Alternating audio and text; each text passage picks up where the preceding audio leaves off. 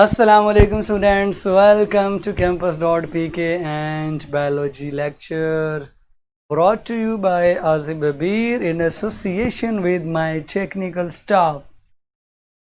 So how are you my dear students and my dear smaller, younger brothers and sisters? How are you? बेटे ये speech competition के final जब मैंने कराया ना फिर आप लोगों की बेइज्जती हो जानी है, तो इनको साइड पे रखो और मेरे साथ बात करो, ठीक है। आते ही आपको बताना पड़ रहा है। चलें जी, माशाल्लाह सारे ठीक हैं जी बेटे, मैं भी अल्हम्दुलिल्लाह ठीक ठाक हूँ। चलो फिर स्टार्ट करें। आज का बड़ा प्यारा टॉपिक है वेरिएशंस। तो बताओगे बच्चों वेरिएशंस क्या होती हैं, ताकि फिर हम इनकी डिटेल डिस्कस किए करें। What are variations? हाँ जी बच्चों, what are variations? Who will tell me? Variations क्या होती हैं? चेंजेस होती हैं जो कि बहुत लंबे अरसे के अंदर अपीयर होती हैं फिनोटाइप्स के अंदर, और उनकी वजह म्यूटेशंस होती है जीनोटाइप के अंदर। ठीक है, होती है चेंजेस हैं फिनोटाइप के अंदर, लेकिन इसकी वजह म्यूटेशन के होती है जीनोटाइप में। तो वेरिएशन अपीयरेंटली नज़र आ सकती हैं। ठीक है, बहुत लंबे अरसे तक जो चेंजेस आती जाए उसको बच्चों वेरिएशन कहते हैं, तब्दीली कहते हैं। बच्चों दो तरह की आती हैं किसी भी फिनोटाइप के अंदर, दो तरह की तब्दीलियां आती हैं। एक को हम कहते हैं डिसकॉन्टिन्यूअस और दूसरी को हम कहते हैं बच्चों कॉन्टिन्यूअस वेरिएशन। कॉन्टिन्यूअस और डिसकॉन्टिन्यूअस में डिफरेंस देखेंगे हम। ये बेसिकली फिनोटाइपिक एक्सप्रेशन भी हो सकता है, इसको हम फिनोटिपिक एक्सप्रेशन भी कह सकते हैं जी। वेरिएशंस इन फिनोटिपिक एक्सप्रेशन, जब फिनोटाइप एक्सप्रेस हो रही होती है ना तो वो चेंज हो जाती है। एक ही तरह के ऑर्गेनिज्म में मुख्तलिफ फिनोटाइप्स हो सकती हैं। मसलन मटर के अंदर सीड शेप की दो फिनोटाइप्स आपने देख ली, राउंड भी देख ली, रिंकल्ड भी देख ली। सो डिसकॉन्टिन्यूअस को हम आमतौर पर क्वालिटेटिव भी कहते हैं। तो इनमें डिफरेंस आपको मैं लिखवा रहा हूँ। डिसकॉन्टिन्यूअस में हम आमतौर पर क्या कहते हैं, they are qualitative and they are quantitative. जो आपकी कॉन्टिन्यूअस वेरिएशंस होती हैं दे आर क्वांटिटेटिव। उनमें क्वांटिटी में थोड़ा थोड़ा डिफरेंस आते तो वो बहुत लंबी रेंज बन जाती है। जैसे हाइट है, हाइट की क्वांटिटी में थोड़ा डिफरेंस आता है सबके अंदर, तो ये बेटे क्वांटिटेटिव डिफरेंस आ जाता है, क्वांटिटेटिव डिफरेंस आ जाता है। डिसकॉन्टिन्यूअस जो वेरिएशंस होती हैं ये आमतौर पर लार्ज और ज़्यादा ऑब्वियस होती हैं, लार्ज होती हैं। और ये वाली वेरिएशंस बहुत स्मॉल सी वेरिएशंस होती हैं। तरह एक का कद 5 फुट 6 इंच है, अगले का कद 5 फुट 7 इंच है, थोड़ा सा डिफरेंस है। दे आर ऑब्वियस, ये बहुत ज़्यादा वाज़ेह होती हैं, बहुत वाज़ेह होती है। मीन एक का ब्लड ग्रुप ए है तो दूसरे का बी, टोटली अलग अलग वाज़ेह फिनोटाइप्स। और ये लेस स्ट्राइकिंग होती हैं। मीन इतना इनमें डिफरेंस जो है ना वो वाज़ेह नहीं होता। कलर में देख लें, अगर आप दो बहन भाई इकट्ठे बैठे हैं, दोनों का रंग हो रहा है, दोनों का ही रंग हो रहा है, तो एक का थोड़ा सा ज़्यादा गोरा होगा तो हल्का सा कम, मतलब आप वाज़ेह नहीं बता सकते।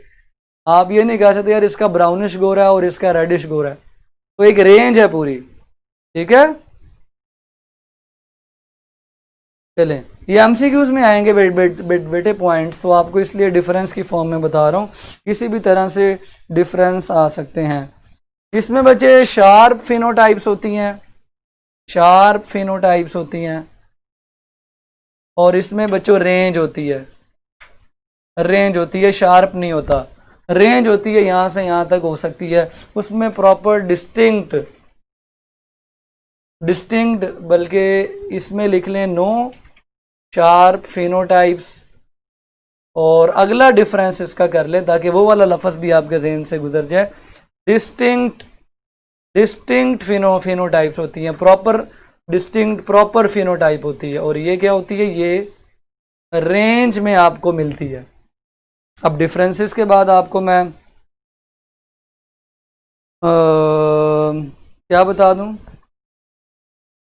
एग्जाम्पल बता देते हैं, एग्जाम्पल्स। ठीक है बच्चों, इतनी डिफरेंसेस काफ़ी है ना, इतनी डिफरेंसेस काफ़ी हैं। इसकी एग्जाम्पल में ब्लड ग्रुप आ जाएगा हमारा, ब्लड ग्रुप। इसकी फिनोटाइप्स डिस्टिंक्ट है, ए है, बी है, ए बी या ओ है। इनके अलावा कोई पांचवी नहीं है, यही है। उसके अलावा टंग रोलिंग, टंग रोलिंग, टंग रोलिंग के दो केस हैं, या टंग रोल हो जाएगी इस तरह से यू शेप बन जाती किसी की, और किसी की नहीं बनती। तीसरी कोई कंडीशन नहीं है, ठीक है, तीसरी कोई कंडीशन नहीं है। मेंडेलियन ट्रेड सब के सब, मेंडेलियन ट्रेड सब के सब डिसकंटिन्यूअस हैं। राउंड या रिंकल, कोई तीसरी शेप नहीं है। ग्रीन या येलो, कोई तीसरी शेप नहीं है। स्मॉल या टॉल, कोई तीसरी शेप नहीं है, तीसरी कंडीशन नहीं है। सो ये इसकी एग्जांपल है। इसके अलावा इसमें आ जाएगी हाइट, हाइट आ जाएगा, कलर आ जाएगा किसी भी चीज का, इंटेलिजेंस आ जाएगी। तो ये सब बच्चों ये रेंज है। अब हाइट स्पेसिफिक नहीं आप कर सकते कि यार इस माशरे में 5 फुट और 5.5 फुट वाले हैं, उसके अलावा कोई नहीं, ऐसा नहीं है। रेंज है 5 फुट से लेके पूरे 6.5 फुट तक, थोड़े थोड़े डिफरेंस के साथ, थोड़े थोड़े डिफरेंस के साथ कई फिनोटाइप्स जो है ना वो इसके अंदर होंगी। ठीक है, बहुत ज्यादा फिनोटाइप, छोटे छोटे छोटे छोटे छोटे डिफरेंसेस के साथ, लार्ज डिफरेंसेस, स्मॉल डिफरेंसेस के साथ होंगी ये। ठीक है बच्चों, कंपैरिजन क्लियर हो गया। डिसकंटिन्यूअस के अंदर आपको मैं बता दूं, आमतौर पर ये मोनोजेनिक होते हैं। ये बड़ी प्यारी बात आपको बताई बच्चों, क्या मतलब है मोनोजेनिक का।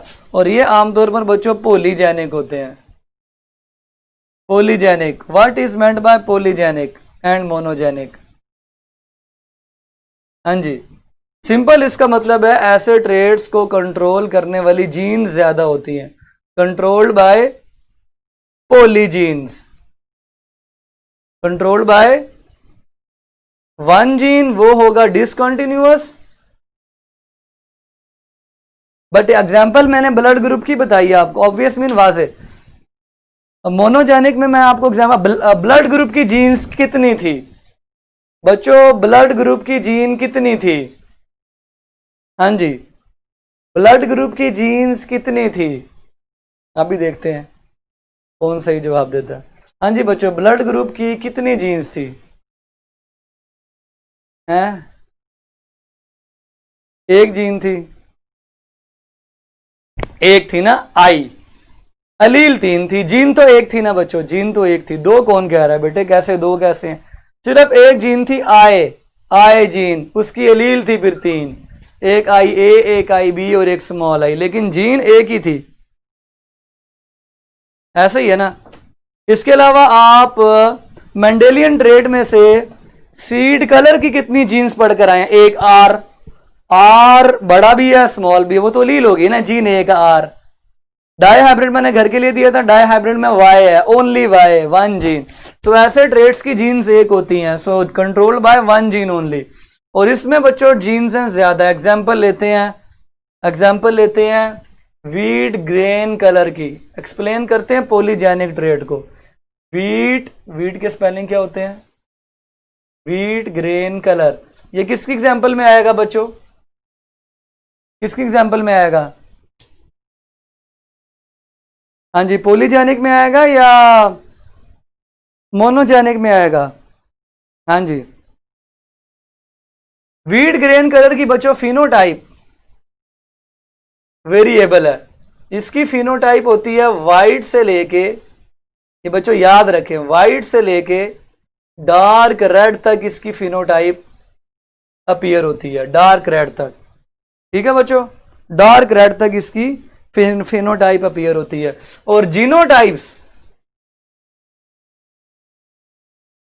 जीन्स इसकी बच्चों 3 है, gene A, gene B and gene सी।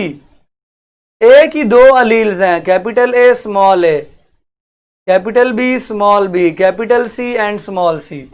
बच्चों जो कैपिटल हैं, जो डोमिनेंट हैं, डोमिनेंट हैं capital A, capital B and capital C. और जो रिसेसिव हैं वो कौन कौन सी हैं? Small a, small b, small c. जो बच्चों डोमिनेंट है ना, they code for red colour and small alleles code for white colour. ए भी रेड कलर को कोड करती है, बी भी रेड कलर को कोड करती है और सी वाली भी रेड कलर को कोड करती है। स्मॉल ए व्हाइट के लिए, स्मॉल बी व्हाइट के लिए, स्मॉल सी व्हाइट के लिए। कंप्लीमेंट बनाओ बेटे इसके, क्योंकि तीन है ना इसकी। तो अगर हम एक ट्रू ब्रीडिंग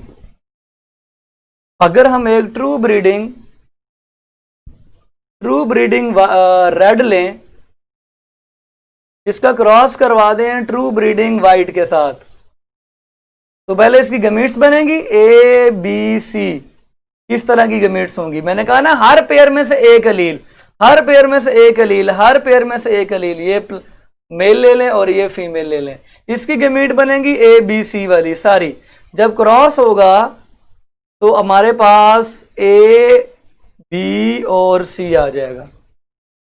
साइंटिस्ट को लगता था कि जब आप इसका रिजल्ट लेंगे ना, ये है रेड और ये है व्हाइट, ठीक है, डार्क रेड कह लें इसको, dark red, and this is also dark red. बेटे ध्यान से देखें, अगर ये मेंडेलियन ट्रेट होता तो क्या होता? अगर ये मेंडेलियन ट्रेट होता तो बचाओ इसका कलर क्या होता? अगर ये मेंडेलियन ट्रेट होता, मोनोजेनिक होता, तो इसका कलर क्या आता? आप डार्क रेड को व्हाइट के साथ क्रॉस करवा रहे हैं, डार्क रेड को आप डोमिनेंट करार दे रहे हैं, व्हाइट को रिसेसिव करार दे रहे हैं। तो मेंडेलियन ट्रेट के मुताबिक, मेंडेलियन ट्रेट के बेटे नो कलर से मुराद व्हाइट ही है, नो कलर से मुराद व्हाइट ही है, ठीक है। वो पिगमेंट नहीं कोड करता, तो वो अपीयरेंस उसकी व्हाइट ही आती है, ठीक है। तो ये बेसिकली पिगमेंटेशन है, ये बेसिकली पिगमेंट है। पिगमेंट होगा तो वो रेड की तरफ जाएगा, और जब पिगमेंट नहीं होगा या पिगमेंट कम होगा तो वो व्हाइट की तरफ जाएगा। ये पिगमेंट की बात हो रही है। सो आप लोग, मैंने सोचा सियाने होंगे, हाँ जी डार्क रेड होना चाहिए, लेकिन ऐसा नहीं होता, ऐसा नहीं होता। जब बच्चों इन दोनों का क्रॉस करवाया गया तो ना ही डार्क रेड आंसर आया और ना ही व्हाइट आंसर आया।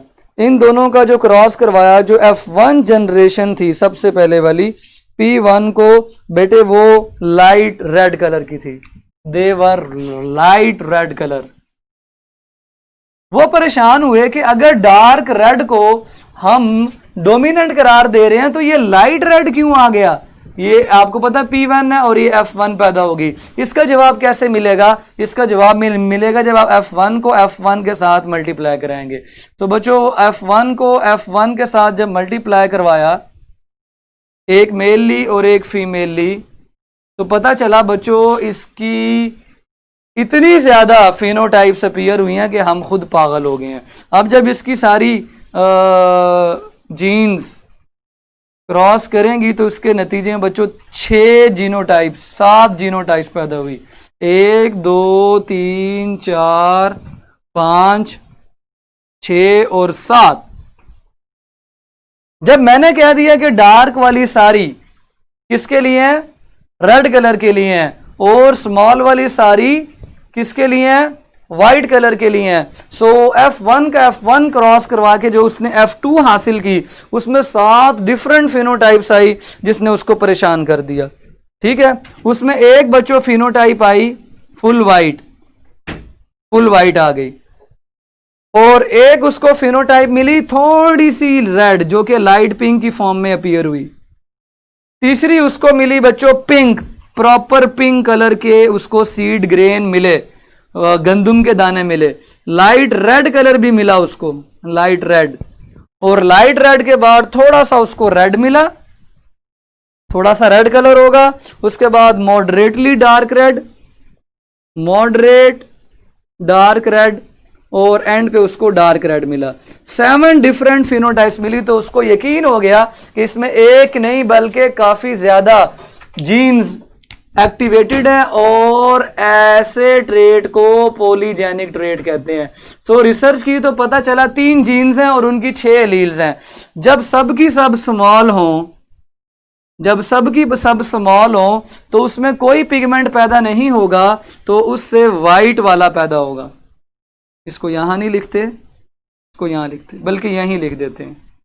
जब सब की सब छोटी होंगी, सब की सब छोटी एलील्स हैं, 6 की 6 एलील्स जब छोटी हैं, कोई पिगमेंट कोड करने वाली एलील नहीं है, सो कोई पिगमेंट पैदा नहीं होगा, वाइट। इस तरह की जो पौधे थे उसको इसमें बहुत कम रेशो मिली, ठीक है। और सबसे कम रेशो 1, एक पौधा, अगर हम उसकी रेशो निकालें तो एक पौधे की रेशो बनती है। अगर एक कैपिटल हो जाए, एक कैपिटल हो जाए, बाकी सारी क्या है स्मॉल। एक का कैपिटल होना, एक का कैपिटल होना इसके अंदर थोड़ा थोड़ा रेड पिगमेंट पैदा करेगा, और इस जैसे बच्चों 6 पौधे रेशो में आएंगे। देखो एक एलील कैपिटल हुई तो थोड़ी सी रेडिश आई, जो कि इसको पिंक करने की तरफ ले गई। 2 अलील्स कैपिटल हो जाएं, कोई भी 2 हो सकती हैं, कोई भी 2 हो सकती हैं, नेवरथलेस के ये वाली हो, सी हो या बी, कोई भी 2 अलील्स कैपिटल हो जाएं। मैं तरतीब से कर रहा हूं ताकि आपको कंफ्यूजन ना हो। 2 अलील्स कैपिटल होने से थोड़ी सी और रेड, थोड़ा सा और रेड पिगमेंट बना, जिसने इसको पिंक की तरफ थोड़ा सा डाइवर्ट कर दिया, थोड़ा सा और पिंक हो गया। उसके बाद अगर 3 अलील्स मैं यहां लिख देता हूं, अगर 3 अलील, कोई भी 3, कैपिटल ए, कैपिटल बी, छोटा बी, बाकी स्मॉल है, 3 अलील्स, ये 2, ये 1, 3 अलील्स कैपिटल हुई जो कि रेड पिगमेंट को कोड करती हैं, मजीद उसका रेड कलर हुआ और लाइट रेड हो गया। 4 अलील्स जब बच्चों होंगी, 4 अलील तो उसके अंदर और रेडिश आएगा। 5 अलील्स जब होंगी, 5 अलील्स जब कैपिटल डोमिनेंट आ जाएंगी, तो बच्चों 5 अलील्स के डोमिनेंट वाले कलर वाली अलील्स की वजह से इसका और डार्क हो गया। और जब 6 की 6 डोमिनेंट हो जाएं, तो वो होमोजाइगस डोमिनेंट फेनोटाइप बन जाएगी। क्यों बच्चों, मजा आया कि नहीं आया? समझ भी आ गया कि नहीं आ गया? ठीक है बेटे, हल्का हल्का रेड, थोड़ा थोड़ा पिगमेंट बना तो पिंक हो गया। बाकी आप लोग कॉमन सेंस की बातें हैं, आप लोग खुद भी ये वाइट और रेड को मिलाएंगे तो पिंक ही बनेगा, बना के देख लें, ठीक है। व्हाइट और रेड को मिला के देख लें बेटे, ये इनकम्प्लीट डोमिनेंस भी नहीं है, ये इनकम्प्लीट भी नहीं है, ये मल्टी डोमिनेंस है, मल्टी है, ये मल्टी, एक से ज्यादा जीन्स एक ही पिगमेंट के लिए कोड करें। बेटे व्हाइट और रेड को मिलाएं पिंक नहीं आता, आता है ना। जितना रेड बढ़ाते जाएंगे उसकी सुर्खी बढ़ती जाएगी। मैंने पहले 1 अलील की, फिर 2 की, फिर 3 की, फिर 4 की, फिर 5 की, कोई भी कर सकते हैं। लाइट रेड से आगे रेशो डिक्रीज होगी, तो डिक्रीज ही हो रही है, इस तरफ डिक्रीज हो रही है, इस तरफ इंक्रीज हो रही है। ये 20 प्लांट्स, फिर से 15 प्लांट्स, फिर से 6 प्लांट्स एंड 1 प्लांट, ठीक है। सो मोस्टली जो ज्यादातर प्लांट्स पैदा होते हैं ना, वो ये चूंकि हेट्रोजाइगस होते हैं, दरमियाने होते हैं, दैट इज वाई वो सबसे ज्यादा पैदा हो रहे हैं, ठीक है। जिसमें 3 एलील्स, अब 3 एलील्स का बेस्ट मेथड है कि आप एक ए को बड़ा करें, एक बी को बड़ा करें और एक सी को बड़ा करें, ये वाले जो इसके अब्बू हैं जैसे, ठीक है। सर सबकी रेशो बेटे लिख दी है 1 6 15 20 15, ये बिल्कुल एग्जैक्ट है। ये जिनमें 3 अलील्स है ना कैपिटल डोमिनेंट, वो दरमियानों की रेशो सबसे ज्यादा होती है। आपको पता ना, हम भी यही देखते हैं ना, बहुत गोरे ज्यादा है ना बहुत काले ज्यादा है, दरमियाने रंग के लोग सबसे ज्यादा है, ठीक है। यस 1 6 15 20 15 6 1 दोनों तरफ से। Yes average maximum. ले बेटा इसका ग्राफ हमेशा ऐसे आता है कर्व्ड, ठीक है। ये वाइट है, वाइट, ये पिंक है, इतना वाइट है, इतना पिंक है, और इतना जो है ना ये लाइट पिंक है, ठीक है। एलपी है, ये सिर्फ पिंक है। पिंक के बाद थोड़ा सा इसको आगे ले जाओ, ये पिंक है, पिंक के बाद ये मेन पे ये लाइट रेड है LR, इसकी देखें पीक सबसे ऊपर आ रही है, ठीक है, सबसे ऊपर आ रही है। उसके बाद LR के बाद सिर्फ रेड है, रेड के बाद मॉडरेट रेड है, मॉडरेट रेड के बाद डार्क रेड है, डार्क रेड की भी बच्चों सबसे कम रेशो है। तो ये रेशो, ये इस तरह का ग्राफ इसका बच्चों आएगा 1:6, ratio 15, ratio 20, ratio 15, ratio 6, ratio 1। तो ये ग्राफ होता है आमतौर पर, ठीक है। ह्यूमन हाइट का ही बेटे सेम जो है वो ग्राफ आएगा, ठीक है। ह्यूमन हाइट ले लें, ह्यूमन हाइट लें, ये रेड डार्क तो नहीं आएगा इसमें, उसमें आएगा अगर आपका ग्राफ बनाए 4.5 इंच ले लें, 4.46 इंच लिखा हुआ है, 4 से 4.6 इंच, 4 से 4.5 फुट से लेके सबसे बड़ा कद किसका, 7 से 8 फुट तक के लोग आपको हमारी पॉपुलेशन हैं। ये ह्यूमन हाइट है, ह्यूमन हाइट।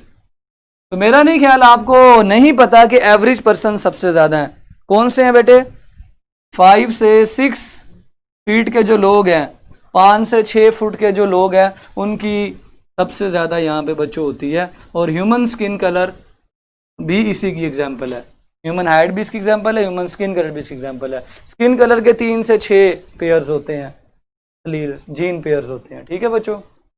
ये देखें 4 से 4.5 फुट के लोग सबसे कम होंगे, 5 फुट के उससे ज़्यादा, 5.5 6 फुट के सबसे ज़्यादा, फिर 7 और 8 फुट के भी सबसे कम लोग हमें मार्केट में नजर आते।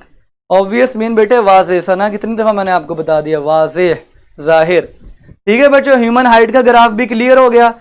मीडियम फिनोटाइप वाले लोग सबसे ज़्यादा हैं, तो इनका कद ड्रॉ कर लें, ये इसका कद है, ये इसका कद है, और ये कद मीडियम वालों का है, ये मीडियम वालों का कद है, और ये बच्चों बड़ी हाइट वालों का कद है। तो आपको मीडियम वाले ज़्यादा मिलेंगे, और इसका कभी भी आप ग्राफ वैसा नहीं बना सकते जैसा मैं आपको दूसरा बनाने लेके जा रहा हूँ। Is it clear students? लो जी, अब मैं आपको दूसरा ग्राफ बना के दे देता हूं जो कि इसका है, इसका बेटे टंग रोलर्स का ग्राफ है। कहाँ बनाए, जगह जगह क्रिएट करें, जगह क्रिएट करें, ये जगह बना देते हैं, यहाँ पे नहीं, यहाँ पे तो नजर ही नहीं आ रहा, कहाँ बनाए बेटे, चलें यहाँ बना देते हैं, ठीक है। अगर मोनोजेनिक ट्रेड्स का ग्राफ बनाया जाए, मोनोजेनिक ट्रेड्स का ग्राफ, उम्मीद है आपको नजर आएगा।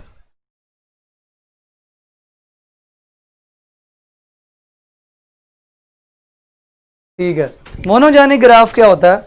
मोनोजेनिक ग्राफ बेटे इस तरह का होता है, ठीक है। हम कहते हैं जी टंग रोलर, टंग रोलर में 2 किस्म की फिनोटाइप्स हैं। एक वो जो टंग रोलिंग कर लेते हैं उनको हम कहते हैं रोलर, और जो नहीं करते उनको हम कहते हैं नॉन रोलर। तो किसी भी पॉपुलेशन में आप रोलर्स और नॉन रोलर्स की तादाद कैलकुलेट कर लें। ये ग्राफ आएगा रोलर्स का, सपोज ये आपके पास 100 लोग आ गए हैं, 240 लोग आ गए हैं आपके बुक के मुताबिक, और ये ग्राफ आया है नॉन रोलर्स का, ठीक है। ये आपको वैल्यू दी है 240, फिक्स वैल्यू है, शार्प वैल्यू है, डिस्टिंक्ट वाज़ेह ऑब्वियस वैल्यू है, और ये आप ले लें 400 लोग नॉन रोलर्स हैं, और 240 लोग जो है ना ये रोलर्स हैं। एग्जैक्ट वैल्यू आपकी आ गई, नहीं बेटे I am not a roller, I am non roller, ठीक है। तो इस तरह ये आपको डिसकंटिन्यूअस में पता चल जाएगा। ब्लड ग्रुप की अगर लें तो क्या होगा, तो 4 खंबे आएंगे इस तरह के। आपकी 50 की क्लास है, सपोज 10 लोग जो है ना वो ए हैं, 15 लोग बी हैं, 15 लोग फिर ए बी हैं, और 10 लोग हुआ, तो उनकी 4 खंबों की तरह फिनोटाइप्स आएंगी, ग्राफ बनेगा। रेंज नहीं बनेगी कभी भी, रेंज इनके अंदर डिसकंटिन्यूअस में नहीं बनेगी। Is it clear students? हाँ जी बच्चों, is it clear?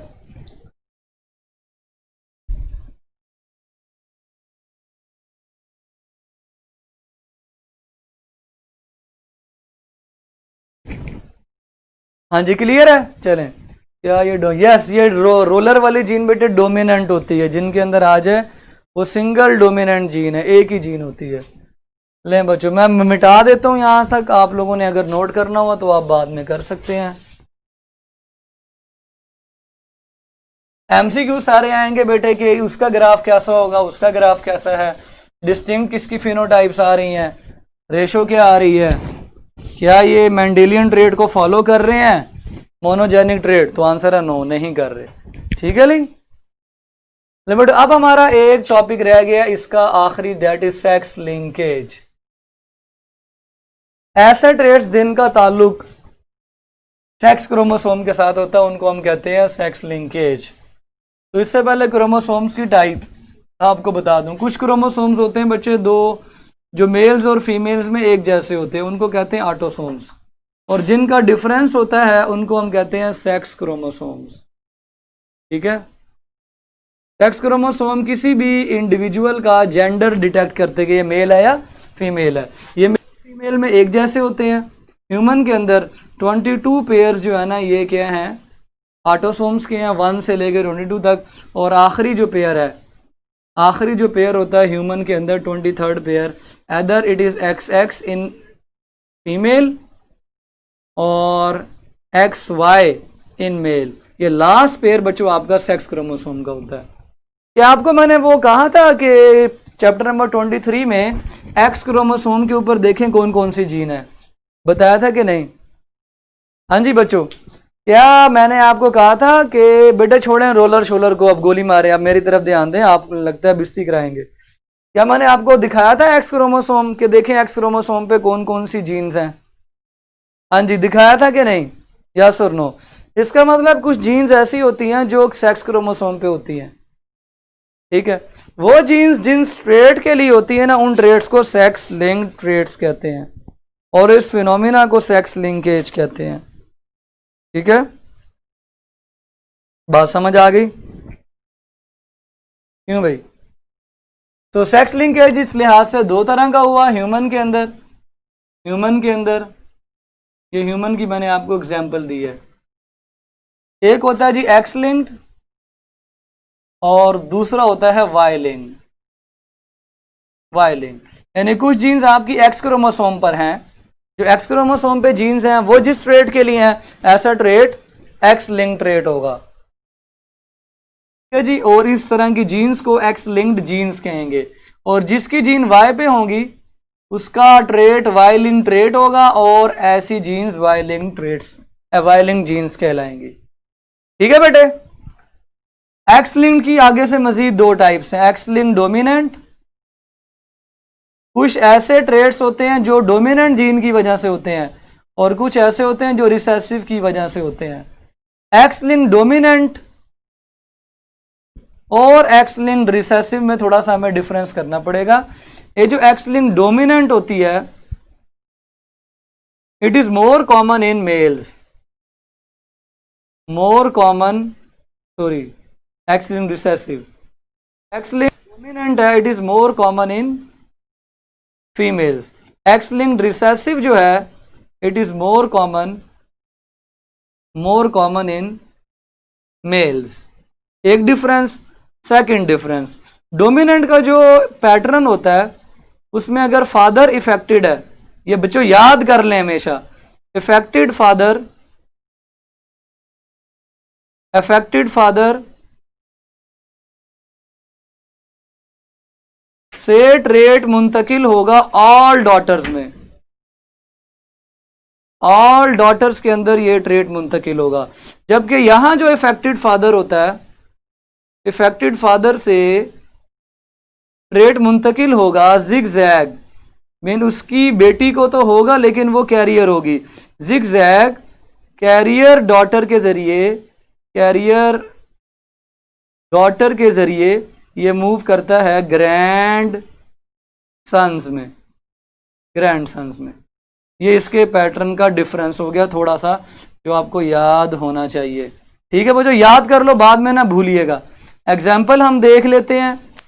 X linked हाइपोफॉस्फेटेमिक rickets, हाइपोफॉस्फेटेमिक, ये वो वाली रिकेट नहीं है जो आपने बचपन में पढ़ी हुई है, हड्डियों की बीमारी। ये स्पेशल रिकेट्स होती है जो कि एक्स लिंक डोमिनेंट ट्रेट की वजह से होती है, ना कि विटामिन डी की कमी से। ठीक है, और इसकी एग्जांपल में है हीमोफीलिया। कौन सी फीलिया? Haemophilia plus. इसकी की एग्जांपल है आपकी बुक में भी और आपके सिलेबस में भी, कलर ब्लाइंडनेस। पीछे रह गया वाई लिंक बच्चों। Y link only in males, only in males, और ये ट्रांसफर होते हैं इफेक्टेड फादर से सिर्फ इफेक्टेड सन में। तो फादर से सन में all sons will be affected in Y link trait. इसकी एग्जांपल में आप लिखेंगे SRY जीन, जो मेल को मेल बनाती है। तो ये बच्चों आपको मैंने कई MCQs यहाँ पे क्लियर करवा दिए। अब इसकी डिस्क्रिप्शन देखने के लिए हमें हीमोफीलिया देखना पड़ेगा। हीमोफीलिया ये वो होते हैं जो MCQs आ सकते हैं। वाई लिंक ट्रेट सिर्फ मेल्स में होते हैं, फादर से सारे बच्चों में जाएंगे, किसी बेटी में नहीं जाएंगे, किसी बेटी में नहीं जाएंगे। एक्स लिंक डोमिनेंट में सारी बेटियां ट्रांसफर होंगी और बेटी से फिर आगे आधे मेल और आधे फीमेल्स को होंगे। ऑल डॉटर और डॉटर्स के बाद आगे मुझे लिखना चाहिए था जो मैं नहीं लिख सका, सो लिख देता हूं।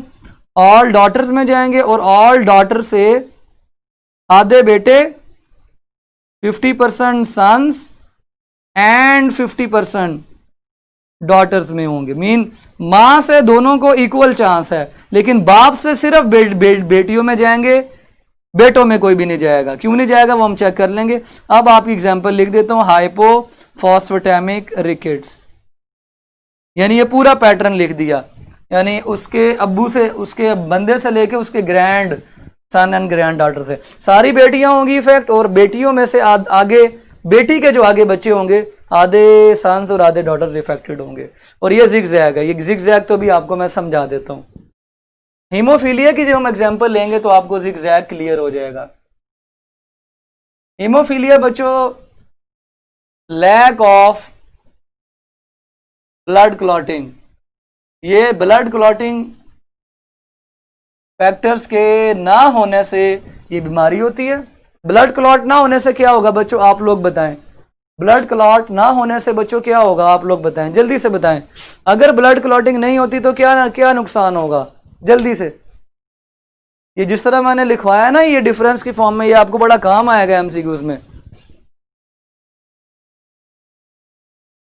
सन में आता ही वाई है, एक्स आता ही नहीं है, बिल्कुल ठीक का। हाँ जी, अगर ब्लड क्लॉटिंग नहीं होगी तो क्या होगा,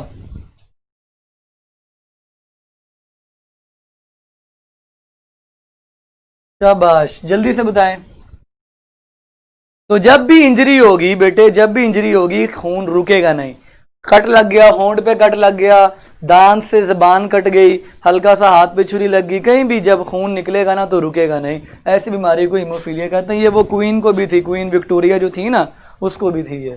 ठीक है, तो इसकी 3 टाइप्स हैं, haemophilia A, haemophilia B and haemophilia C। Haemophilia A और B ये दोनों एक्स क्रोमोसोम की जीन्स की वजह से हैं, C ऑटोसोमल है। A होता है ड्यू टू फैक्टर 8, B होता है due two factor 11। Clotting factor number 11 अगर ना हो तो हीमोफीलिया B हो जाता है, और अगर क्लॉटिंग फैक्टर नंबर 11, सॉरी ये 9 था ऊपर वाला, उल्टा लिखा मैंने, उल्टा बोला, 11 ना हो तो हीमोफीलिया C हो जाता है। ठीक है बच्चों, 80% जो होते हैं वो हीमोफीलिया A से होते हैं। 80% चांस हीमोफीलिया A का होता है। लोगों को हीमोफीलिया A का होने का चांस 80% है, B का होने का चांस 20% है, और लेस देन 1% चांस है कि हीमोफीलिया C हो जाए। और इसके अलावा और MCQs क्या हैं, ये दोनों एक्स लिंक्ड है, एक्स लिंक्ड है और रिसेसिव है, जबकि C जो है ना ये ऑटोसोमल है। ऑटोसोमल मीन ये मेल और फीमेल को इकट्ठी एक साथ एक जितनी ट्रांसफर हो सकती है। ब्लड लूज नहीं होगा, ये कौन कह रहा है बेटे ब्लड लूज नहीं होगा, बेटे ब्लड लॉस ज्यादा होगा। ठीक है बेटे, इतने एमसीक्यूज क्लियर हो गए। ए में कौन सा फैक्टर मिसिंग है, मतलब ये फैक्टर मिसिंग है, इस फैक्टर में प्रॉब्लम है। फैक्टर 8 ये सब क्लॉटिंग फैक्टर हैं जो ब्लड की क्लॉटिंग में इन्वॉल्व होते हैं। सर ने कहा कि अगर क्लॉटिंग नहीं होगी तो क्या होगा, इसका आंसर ये है कि ब्लड स्टॉप हो जाएगा।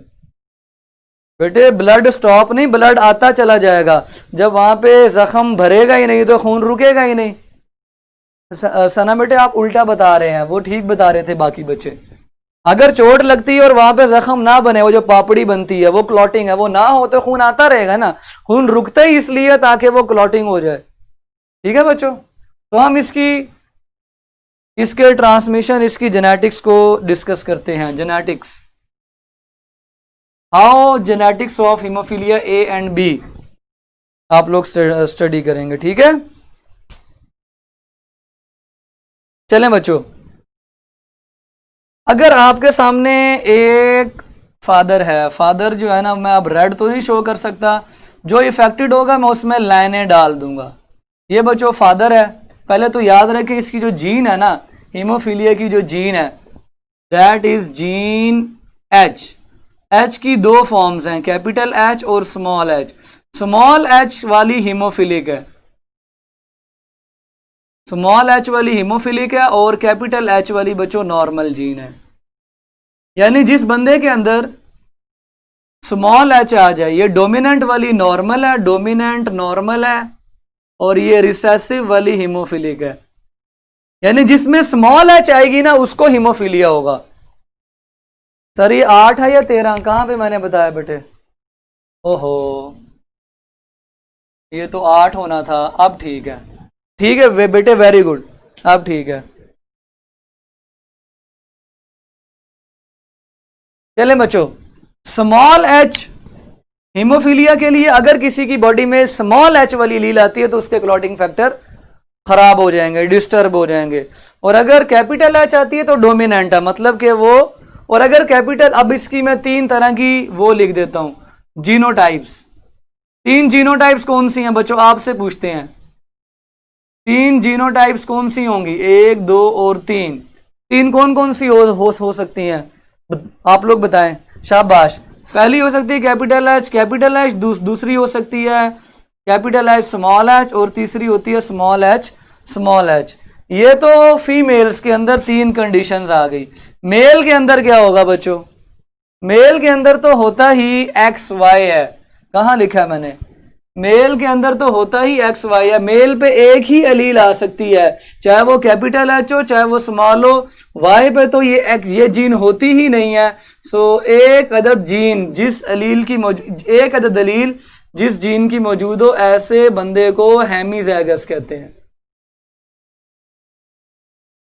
ना होमो ना हेट्रो, ना होमो ना हेट्रो, ये वाली कंडीशन आ जाएगी।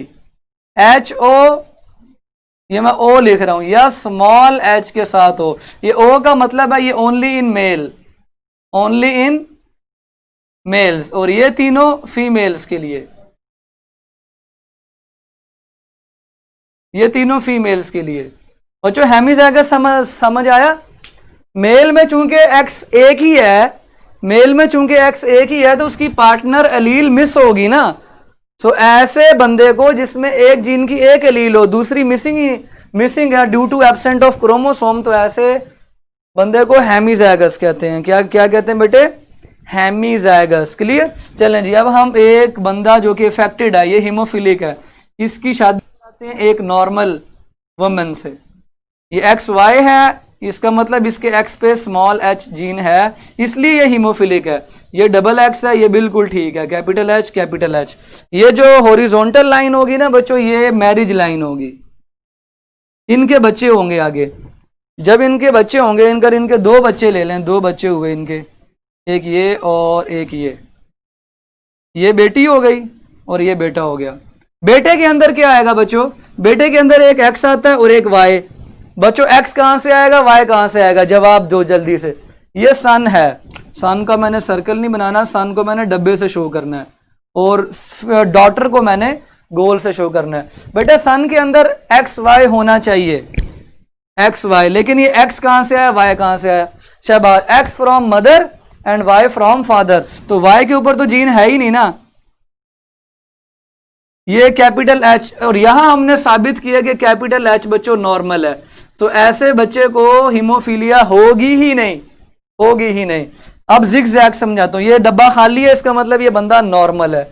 ये बेटी चेक करें, इसके अंदर 2 एक्स आने चाहिए, एक एक्स फ्रॉम फादर, एक एक्स फ्रॉम मदर। फादर वाला जो इसका एक्स है वो हीमोफिलिक है, मदर वाला एक्स बिल्कुल ठीक है। चेक करें, ये मदर वाला एक्स है, ये फादर वाला एक्स है। इसको हीमोफीलिया होगा कि नहीं? इसमें हीमोफिलिक स्मॉल जीन मौजूद है, होगा या नहीं? यस और नो, जल्दी बताओ। इस बेटी को हीमोफीलिया होगा या नहीं होगा? जल्दी बताओ। शाबाश, नहीं होगा, क्योंकि नॉर्मल जीन जो है ना वो डोमिनेंट है, नहीं होगा, नहीं होगा। लेकिन इसमें चूंकि एलील मौजूद है, सो ऐसे को हम कैरियर कहते हैं, कैरियर डॉटर, यानी डॉटर कैरियर है, उसमें जीन तो मौजूद है लेकिन उसमें अपीयर नहीं हुई, ये कैरियर हो जाएगी। ठीक है, अब इसकी शादी होती है एक नॉर्मल पर्सन के साथ, नॉर्मल, ये मैरिज लाइन है, हॉरिजॉन्टल इसकी शादी हो गई, ये मैरिज हो गई। ठीक है, यहां भी ये भी क्या थी? मैरिज थी। अब इसके आगे बच्चे होंगे, अब जो इसके आगे बच्चे होंगे ना बच्चों, वो बड़े ध्यान से आपने देखने। 4 बच्चे हुए इनके, 2 बेटे 2 बेटियां, 2 बेटे और 2 बेटियां, ये 2 बेटे हैं स्क्वायर और ये 2 बेटियां हैं। हम सारे कॉम्बिनेशन लेके देखते हैं। अगर मैं, ये फादर है, ये बिल्कुल ठीक है, ये बिल्कुल ठीक है, फादर बिल्कुल ठीक है। अगर मैं पहला बेटा लूं, बेटे के पास एक्स क्रोमोसोम मदर से आना चाहिए, वाई कहां से आना चाहिए? कहां से आना चाहिए? फादर से। ये फादर है, ठीक है, ये इसकी मदर है। ये 4 बच्चे हुए बच्चों इन दोनों के। सो पहला केस ही है कि अगर एग स्मॉल एच वाला आ गया और वाई में तो है ही नहीं जीन, सो ये बच्चों बताओ, ये कंडीशन, हाँ जी बच्चों, ये कंडीशन क्या है? ये मैंने इस एक्स क्रोमोसोम को इस वाई के साथ फर्टिलाइज किया। आपको पता है रैंडम फर्टिलाइजेशन है, सबकी सबके साथ हो सकती है। हाँ जी, ये एच छोटा अब यहां मौजूद है, सो ये क्या होगा? शाबाश, इफेक्टेड है। मैं लाइनें लगा दूं, इफेक्टेड है। अगर ये कैपिटल एच वाला एक्स क्रोमोसोम वाई के साथ मिल जाए तो इसको कुछ नहीं होगा, ठीक है, इसको कुछ नहीं होगा, ये नॉर्मल है। अगर स्मॉल एच वाला एक्स क्रोमोसोम इस एक्स के साथ मिले तो बेटी पैदा होगी, लेकिन चूंकि एक एक्स पे कैपिटल एच है, दूसरे पे स्मॉल है, अब मैं इसका दोनों के साथ करवा रहा हूं, सो ये बच्चों अगेन कैरियर पैदा हो गई है, हेट्रोजाइगस कैरियर। और अगर कैपिटल एच के साथ मिले कैपिटल एच तो फिर से ये नॉर्मल है। जिगजैग समझे, ग्रैंडफादर, ग्रैंडसन, और ये मैटरनल ग्रैंडफादर है, नाना अबू है। सो मैं यहां पे लिख रहा हूं ये नाना है, नाना अबू, दादा अबू नहीं, नाना अबू से पोते धोते के अंदर ये अलील और हीमोफीलिया ट्रांसफर हुआ। जिगजैग समझ आ गया बच्चों? सो 50% कैरियर है डॉटर्स के अंदर और 50% इसके सन्स के अंदर इफेक्टेड है। सो इफेक्ट ट्रांसफर हो रहा है जिगजैग, यहां नहीं हुआ, इस पीढ़ी में कोई भी हीमोफिलिक नहीं है, अगली पीढ़ी में जाएगा, यानी एक पीढ़ी छोड़ के एक पीढ़ी में हीमोफीलिया जा रहा है। तो इसका मतलब बच्चों ये क्या है? जिगजैग पैटर्न है। और यही पैटर्न बच्चों क्वीन विक्टोरिया कैरियर थी, उसका बेटा एक इफेक्टेड हो गया, प्रिंस लियोपोल्ड, और उसके आगे एक और उसकी बेटी कैरियर निकली जिससे प्रिंस एक एलेक्स था वो भी हो गया, और वो रूपर्ट वगैरह भी हो गया, वो आपने देखा। Is it clear students? Yes, नवासा कहते हैं, धोता कहते हैं। सो ये मैटरनल ग्रैंडफादर। सो यहां मैं लिख दूं कैरियर डॉटर से ग्रैंडसन्स, कौन से वाले? मैटरनल ग्रैंडसन, मैटरनल मीन अम्मी वाले ग्रैंडसन, धोते नवासे। ठीक है बच्चों, इज इट क्लियर? ये ए और बी की इकट्ठी मैंने समझाई है, क्योंकि इसमें बीमारी तब हो रही है जब ये रिसेसिव एलील एक्सप्रेस होती है, इसलिए इस तरह के ट्रेट को एक्स लिंक्ड रिसेसिव ट्रेट कहा जाता है। और भी कई हमारे ट्रेट हैं जो रिसेसिव जीन के आने, ये एक ट्रेट है ना, हीमोफीलिया बीमारी एक ट्रेट है और इस ट्रेट के पीछे जीन है, तो मैंने आपको बता दी। क्लियर बच्चों? अब आपको कलर ब्लाइंडनेस का थोड़ा सा हिंट दे देते हैं और फिर लेक्चर खत्म करते हैं।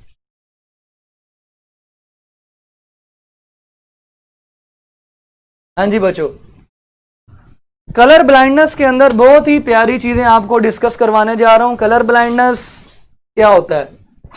कलर ब्लाइंडनेस को समझने के लिए पहले रखें कि हमारे प्राइमरी कलर्स कौन से हैं। तो बच्चों तीन प्राइमरी कलर्स हैं, तीन प्राइमरी कलर्स हैं। हाँ जी बच्चों, कौन कौन से हैं? Number 1 is red, number 2 is blue and number 3 is green.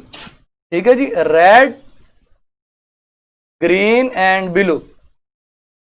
In colours के पीछे बच्चों इनके सब्सटेंस होते हैं जिनको हम ऑप्सिन्स कहते हैं, जो कि आंखों के सेल में मौजूद है। सो रेड कलर के लिए रेड ऑप्सिन, ग्रीन के लिए ग्रीन ऑप्सिन्स एंड ब्लू के लिए ब्लू ऑप्सिन्स।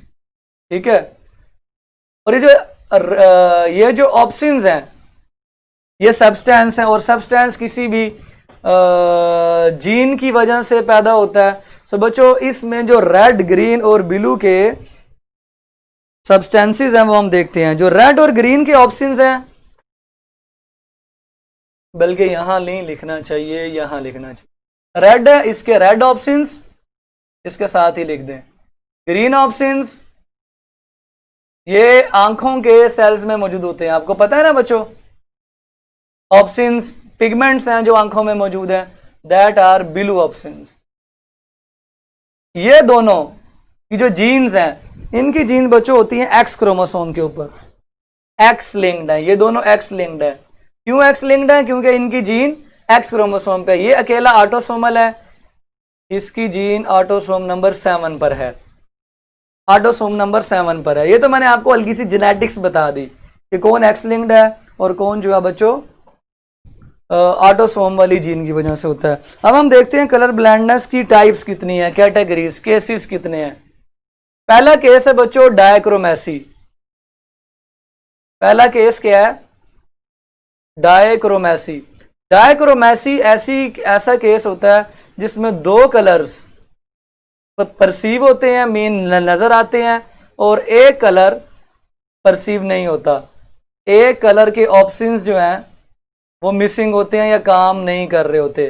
मिसिंग है यानी एब्सेंट है, एब्सेंट है या उनमें कोई मसला है। ऐसे बंदे को डायक्रोमैट कहते हैं। दो कलर तो नजर आते हैं लेकिन एक नजर नहीं आता। जो नजर नहीं आता वो एब्सेंट होता है, उसका ऑप्शन एब्सेंट होता है। ठीक है, क्यों नहीं नजर आता? उसकी ऑप्शन में म्यूटेशन आई होती है, या ब्लू ऑप्शन में म्यूटेशन आए, म्यूटेशन कह लें, एब्सेंट कह लें, कुछ भी कह लें। इसकी बच्चों तीन टाइप्स हैं, डायक्रोमेसी की तीन टाइप्स हैं। पहली टाइप को मैं यहां पे लिख रहा हूं, पहली टाइप, दूसरी टाइप एंड तीसरी टाइप। अगर किसी बंदे को रेड कलर नजर ना आए तो वो प्रोटोनोपिया होता है, उस बंदे को प्रोटानोपिया होता है। रेड नजर नहीं आ रहा, दो नजर आ रहे हैं, रेड नजर नहीं आ रहा, सो ये रेड ब्लाइंडनेस है। रेड ब्लाइंडनेस, रेड नजर नहीं आ रहा। प्रोटा के बाद बच्चों ड्यूटरानोपिया होता है। ड्यूटरा में ग्रीन नजर नहीं आता, ड्यूटरानोपिया। बाकी दो नजर आते हैं, ग्रीन नजर नहीं आता, so it is green blindness, green blindness. और ट्रैक्टोनोपिया जो होता है, ट्रैक्टोनोपिया में तीसरा कलर जो है वो नजर नहीं आता। दो जो कौन सा है? ब्लू। ब्लू के ऑप्शंस में मसला आ जाता है, ब्लू ब्लाइंडनेस कहलाएगी ये, ब्लू ब्लाइंडनेस। यानी रेड ठीक ना नजर आएगा आपको, जो पेशेंट होगा रेड ठीक, ग्रीन भी ठीक। कौन सा खराब है? ब्लू खराब है, इसमें रेड खराब है, तो इसमें ग्रीन खराब है और इसमें खराब है। ये केस नंबर 1 है। इज इट क्लियर बच्चों? ये सिंपल जीन्स की म्यूटेशन या एब्सेंट की वजह से हो जाता है, सो इसमें कोई इतनी लंबी चौड़ी रॉकेट साइंस नहीं है। केस नंबर 2, ये केस 1 है। केस 2, केस 2 का नाम डायक्रोमेसी नहीं है। केस 2 का नाम यूं कह लें जिनमें रिलेटिव शेड्स जो होते हैं ना उनमें प्रॉब्लम आता है। अल्टर्ड रिलेटिव शेड्स, यानी green shade, brown shade, shades खराब हैं, यानी वो मुकम्मल डायक्रोमेट नहीं है, सर उनको ये कलर फिर कैसे नहीं नजर, जो कलर नहीं है, जहां पे उनको ब्लू होगा ना वहां ब्लू नहीं नजर आएगा। यही तो बीमारी है ना, इनके ट्रीटमेंट भी इतने आसान नहीं है, ट्रीटमेंट की तरफ हम जा भी नहीं रहे। तो रिलेटिव शेड्स में अगर मसला है, मीन इनके अंदर ऑप्शंस होते हैं लेकिन पार्शियली फंक्शनल ऑप्शन होते हैं, पार्शियली फंक्शनल ऑप्शन, यानी इसमें तो टोटली एब्सेंट या खराब थे ना, इसमें होते हैं लेकिन पार्शियली फंक्शन है। इसकी 3 टाइप्स, पहली है जी प्रोटोनोमली, दूसरी है ड्यूटरानोमली और तीसरी कंडीशन है ट्राइटोनोमली। ये प्रोटोनोमलस जो बंदा होगा उसको रेड के शेड्स में मसला आएगा, कंप्लीट रेड एब्सेंट नहीं है, रेड के शेड में मसला होगा। ड्यूटरानोमलस बंदे को ग्रीन के शेड्स में मसला आएगा और ट्राइटोनोमली वाले बंदे को ब्लू के शेड्स। आपको क्या पता है? हाँ जी, इनके एक शेड होते हैं कि ज्यादा शेड्स होते हैं? हाँ जी बच्चों, इन कलर का एक शेड होता है कि ज्यादा शेड्स होते हैं? जल्दी बताएं। फिर हम केस नंबर 3 देखते हैं। Case number 3 is monochromacy. It is true colour blindness, true colour blindness. इसके अंदर क्या होता है बच्चों? केस नंबर 3 के अंदर, हाँ जी शेड्स बताएं बेटे। वो जो रात को नजर नहीं आता वो नाइट ब्लाइंडनेस है, वो एक अलग चीज है, नाइट ब्लाइंडनेस नहीं देख रहे हम, ठीक है? ज्यादा शेड्स होते हैं। सो रेड के शेड्स में मसला है तो ये, ग्रीन के शेड में मसला है तो ये, ब्लू के शेड में मसला है। अब ट्रू कलर ब्लाइंडनेस क्या? मोनोक्रोमेसी वाले लोगों को एक कलर परसीव होता है, और 2 के ऑप्शंस में मसला होता है, 2 परसीव नहीं होते,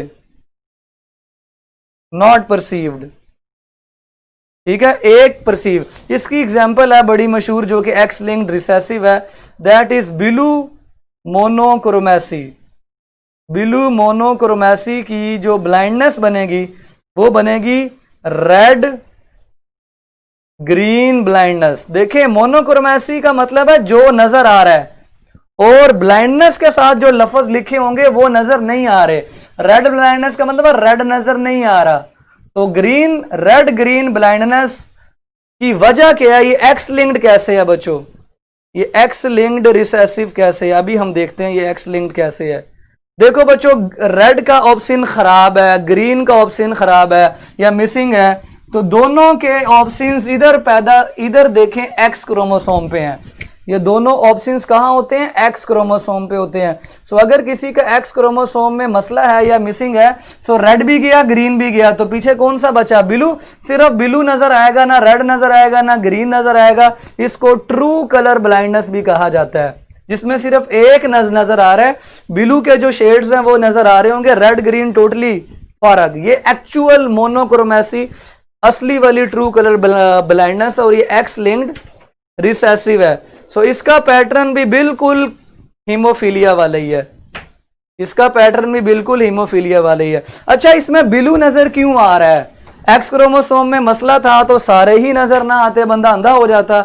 ये इसलिए क्योंकि 7वां क्रोमोसोम इसका ठीक काम कर रहा है। एक्स क्रोमोसोम में मसला आया तो एक्स वाली दोनों जीन्स खराब, दोनों ऑप्शंस एब्सेंट, एक प्रेजेंट है वो नजर आ रहा है। सो ब्लू मोनोक्रोमेसी में 2 नजर नहीं आते, जिसको हम ब्लाइंडनेस के साथ लिखते हैं। Is it clear students? हाँ जी बच्चों, yes, blue is related to autosome, so blue नजर इसलिए आ रहा है। ये एक्चुअल जो है ना ट्रू कलर ब्लाइंडनेस, जो आपने एक दो मैसेज किए वो नाइट ब्लाइंडनेस है, उसका इससे कोई ताल्लुक नहीं है, वो एक अलग चीज है, वो रॉड्स की वजह से होती है। ये कॉन्स भी होते हैं, ऑप्शंस जो होते हैं ना बच्चों, वो कॉन्स में होते हैं, कॉन सेल्स में होते हैं ऑप्शंस। और नाइट ब्लाइंडनेस वो रोड्स की वजह से होती है, रॉड्स की वजह से। इसमें सब कुछ ब्लू नजर आता है जी, बिल्कुल ऐसे ही है, ठीक है? Is it clear student? बाकी रिसेसिव में एक और भी आपने एग्जाम्पल लिखनी है तो वो लिख लें, टेस्टिक्यूलर फेमिनाइजेशन सिंड्रोम। जो कि मेल है लेकिन वो TFM जीन की वजह से फीमेल हो जाता है और फीमेल्स के तौर पर ही शादी कर लेता है। ये ब्लू बॉक्स में येलो बॉक्स में लिखा है कि एक्चुअली उसको मेल होना चाहिए, लेकिन उसमें TFM जीन आ गई है, और जब TFM जीन आती है तो उसके अंदर वो फीमेल के कैरेक्टर ले आती है और वो भी फीमेल के तौर पर हैप्पीली मैरिज कर लेता है। तो फेमिनाइज का मतलब फेमिनीन हो जाना, टेस्टिस के अंदर जो चीज़ बननी चाहिए स्पर्म वगैरह वो नहीं बन रहे, ऊपर से फेमिनीन यानी औरतों वाले कैरेक्टर आ गए हैं। तो ये टेस्टिफेमिनाइजेशन भी रिसेसिव एक्स लिंक्ड ट्रेट है। Is it clear? तो इस लेक्चर को वाइंड अप करें बच्चों फिर हम, या स्टीराइल वगैरह जो भी है। Is it clear? So colour blindness का पैटर्न बिल्कुल एक्स लिंक्ड रिसेसिव वाला ही है, जिगजैग। ठीक है बच्चों, सो ये वाला चैप्टर भी हमारा खत्म शुद्ध हुआ। ठीक है, थैंक्स टू मी। समझ आ गया बच्चों? समझ आ गया कि नहीं? टेस्ट बेटे आज नहीं लेना, क्या याद करेंगे? Is it clear? चलें फिर लेक्चर वाइंड अप करते हैं, इंशाल्लाह कल मिलेंगे। FLP भी है आप लोगों का, FLP का सिलेबस होगा नेक्स्ट चैप्टर। कहां तक हो गया था लास्ट टाइम टेस्ट? कहां तक हो गया था लास्ट टाइम का? कहां तक टेस्ट हो गया था? कहां तक हो गया था? जल्दी बताएं, फिर उसके अगले वाले चैप्टर को ले लेंगे। रिप्रोडक्शन वाले का हो गया बच्चों? चलें फिर इसी चैप्टर का टेस्ट है, जेनेटिक्स। आपके टेस्ट का सिलेबस है जेनेटिक्स, तो FLP में जेनेटिक्स आएगा। सारे करैक्टर नहीं फीमेल जैसे होते बेटे, कुछ करैक्टर जिससे वो लगता है apparently female, not all, few characters. ठीक है, गिने चुने 5-6। चलें लें बच्चों, इंशाल्लाह आप लोग जेनेटिक्स की अच्छी तैयारी करेंगे। हम फिर मिलते हैं कल तक के लिए अपना ख्याल रखें और मुझे इजाज़त दें।